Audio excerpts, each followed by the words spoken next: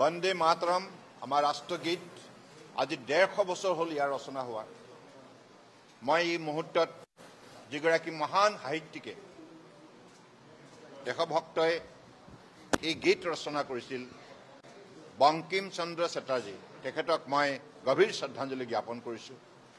আৰু মাননীয় প্ৰধানমন্ত্ৰী ডাঙৰীয়াকো মই বিশেষভাৱে ধন্যবাদ জনাইছোঁ। তেখেতৰ নেতৃত্বত আজি সমগ্ৰ ভাৰতবৰ্ষতে বন্দে মাতৰমৰ 150 বছৰ উপলক্ষে চৌদিশে ভাৰতবৰ্ষৰ জনগণ একত্ৰিত হৈ আজি দেশবাসীয়ে এই গীত ৰচনা কৰা বংকিম চন্দ্ৰ চেটাৰ্জীক স্মৰণ কৰিছে আৰু গীতটোৰ যোগেদি ভাৰতবৰ্ষক আগন্তুক দিনত বিশ্বৰ বুকুত আটাইতকৈ শক্তিশালী উন্নত ৰাষ্ট্ৰ হিচাপে গঢ়ি তোলাৰ সংকল্প লৈছে।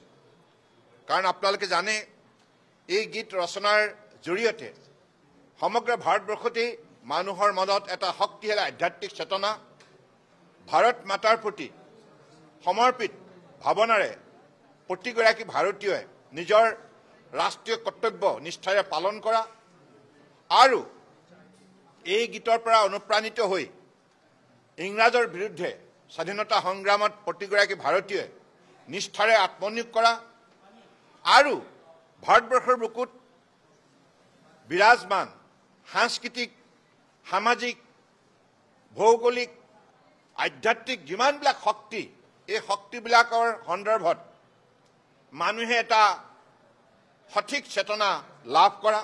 কাৰণ বন্দে মাতৰম গীতত সকলোবিলাক কথা উল্লেখ আছে আৰু অখণ্ড ভাৰতক সেই সময়ত এই গীতৰ যোগেদি জীয়াই ৰখাৰ প্ৰয়াস আৰু এই গীতৰ যোগেদি প্ৰতিজন ভাৰতীয় যাতে ৰাষ্ট্ৰৰ হকে, মা ভাৰতীৰ হকে সংকল্পবদ্ধ হয় তাৰ বাবে আহ্বান জনোৱা আৰু মাৰ প্ৰতি পুত্ৰ কন্যাই প্ৰকৃতাৰ্থত ভক্তিভাৱেৰে সেৱা কৰিলেহে সেইটোৱে দেশ সেৱা, প্ৰকৃত দেশ সেৱা।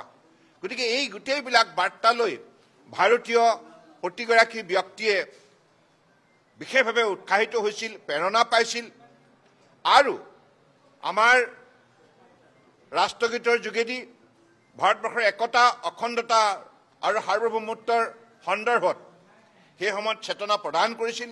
গতিকে ইয়াৰ পৰা প্ৰতিগৰাকী ভাৰতীয় অনুপ্ৰাণিত হৈ ৰাষ্ট্ৰৰ হকে সমৰ্পিত ভাৱনাৰে কাম কৰিছিল। গতিকে আজিও আগন্তুক দিনত মাননীয় প্ৰধানমন্ত্ৰী ডাঙৰীয়া তেখেতৰ বক্তব্যত আজি কৈছে ভাৰতবৰ্ষক এই অমৃতকাল যাত্ৰাত আটাইতকৈ পৃথিৱীৰ শক্তিশালী ৰাষ্ট্ৰ হিচাপে গঢ়ি তোলা, আত্মনিৰ্ভৰ ভাৰত হিচাপে গঢ়ি তোলাৰ বাবে এই বন্দে মাতৰমৰ পৰা আমি প্ৰেৰণা লৈ এই যাত্ৰাক দৃঢ়তাৰে আগুৱাই নিব লাগিব।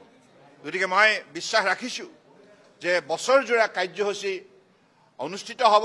আমাৰ উঠি অহা প্ৰজন্মই এই গীতত থকা মূল তত্ত্ববিলাক, যিটো বাৰ্তা, এই সকলোবিলাক কথা আয়ত্ব কৰিবলৈ সক্ষম হ'ব আৰু সেই ভাৱনা শক্তিৰে ভাৰতবৰ্ষৰ প্ৰতি সমৰ্পিত ভাৱনাৰে তেখেতসকলে আগন্তুক দিনত ৰাষ্ট্ৰ সেৱা কামত আত্মনিয়োগ কৰিব নিস্বাৰ্থভাৱে।